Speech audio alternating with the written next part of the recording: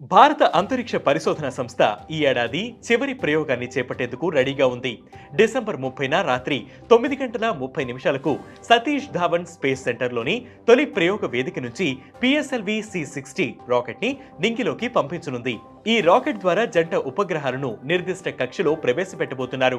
స్పాడియక్స్ machine అనే పేరుతో చేపడుతున్న ఈ మిషన్ లో SDX-01 అనే ఛాంబర్ మరియు SDX-02 అనే టార్గెట్ ఉపగ్రహాలు ఉంటాయి. ఇవి ఒక్కొక్కటి సుమారు 220 కిలోల బరువు ఉంటుంది. ఈ ఉపగ్రహాలను 400 కిలోమీటర్ల ఎత్తులో తక్కువ భూమి కక్షలో ఉంచుతారు. ప్రయోగంలో భాగంగా రాకెట్ అనుసంధాన పనులను ఇప్పటికే ఇస్రో పూర్తి చేసింది. PSLV ఇంటిగ్రేషన్ ఫెసిలిటీ బిల్డింగ్ లో అనుసంధాన పనుల్ని పూర్తి చేసుకున్న రాకెట్ ని SHAR director Arumugam Rajarajan green signal ఇచ్చి ప్రయోగ వేదిక వద్ద ఉన్న మొబైల్ సర్వీస్ టవర్ కి తరలించే కార్యక్రమాన్ని ప్రారంభించారు.